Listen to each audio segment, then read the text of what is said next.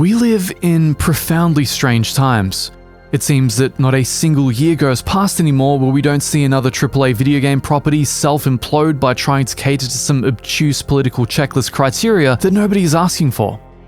Our safe haven from this for the last several years has been the indie scene, giving us robust, innovative games built by passionate teams on lower budgets, just like the golden years of gaming in the 80s and 90s. They don't need to sell their souls to secure some of that sweet ESG money to fuel their next AAA blockbuster flop. This leads us to the final holdout of sanity in the AAA development space: Japan. Japan appears to have been uniquely inoculated against the degenerative blight that has been eating away at Western culture for the better part of a decade. As a result, when a new title like Elden Ring or Armored Core 6 comes a-knockin', we justifiably get very excited, because we know that we're going to get a game made by passionate people, free of contemporary political contagion. And this is exactly why the launch story of Dragon's Dogma 2 is so tragic.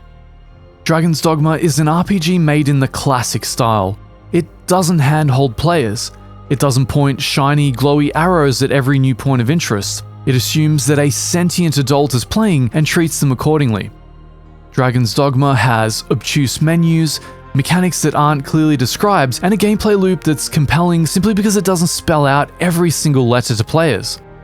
More than that, it's a return to RPG design that creates an engrossing, gigantic game world for players to get absolutely lost in, getting sidetracked with quests into the early hours of the morning. The pre-launch coverage was robust, with most reviewers calling it one of the most satisfying RPGs they've played in years. It seemed like the entire gaming industry was already on side and ready to appreciate a new Elden Ring, to show undying support to a single-player experience that profoundly respects players. And then, they pulled the classic bait and switch. An absolutely insane 184,000 players rushed to play Dragon's Dogma 2 just 5 hours within its release on PC alone. It immediately rocketed up to the #1 best-selling spot. The gamers were primed to love it. But the cracks immediately started to show. The game charges you $2 to edit your player character in a single-player, narrative-driven game after already having paid $70 to own it. Players reporting less than 20 frames per second in towns using lower settings on ultra-performance DLSS. The dreaded de novo protection causing countless unnecessary issues with player systems. A bizarre single save slot implementation that paints players into a corner. You can't delete save files. You're stuck with your game world because it's all saved on the cloud. A launch day DLC list that leads as comprehensively as a list of approved pronouns on a modern college campus. Not to mention that some of them are actual pay-to-win elements, allowing you to revive the dead back to life or instantly teleport your party to a destination of your choosing.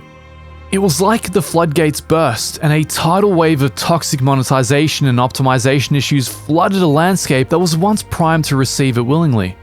They took something you literally can't buy, the goodwill of the entire gaming industry, and completely flipped it around on itself, slapping players in the face for being naive enough to believe it.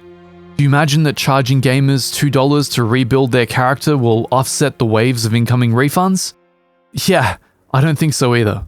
They literally could have decided, yes, we're supremely happy to be receiving $70 from millions of players jumping on board our series.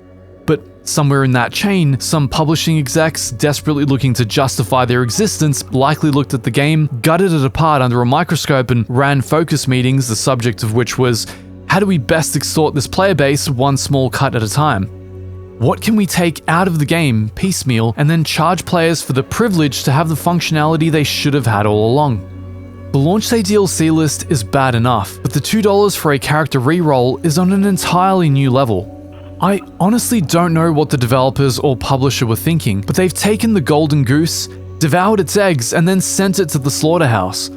There was literally no need to do this to the community. It's like watching a nuclear bunker launch its ordnance back on itself. The game currently sits at an approval rating of 39%, and on Steam oscillates between mostly negative and overwhelmingly negative. This hits hard because I profoundly enjoyed the original game 10 years ago. I wanted nothing more than to see the developer take their property to Western audiences in full force and absolutely exceed our expectations. There are so many robust gameplay mechanics in Dragon's Dogma 2 that are worth celebrating. The gigantic open world, the non-linear problem solving, the class system, the pawn system, the awesome boss combat where you climb all over a huge unit for a chance at hitting that sweet critical spot, and above all, the lack of political lecturing. What I fear is that all of this tremendous success will be completely overshadowed by baseline greed and a lack of foresight. That a game with the potential to become a new Elden Ring fades into mediocre obscurity simply because of short-sighted miscalculation. It'll be interesting to see how they react to this wave of backlash and whether they walk back their toxic monetization in favor of securing what's left of the community's good faith. Let me know your own thoughts and experiences with Dragon's Dogma 2. I'd love it if you joined our community as well, especially if you enjoy conversations about the broader state of the gaming industry. It was my hope to create a glowing review of Dragon's Dogma 2, followed by a host of strategy and build guides, as I often do with other titles. But there's no way I could do so without addressing the 20-ton elephant in the room first. The developers must win the community's favor back before we can move forward from here. Here's to hoping they also see it that way. I'll see you next time.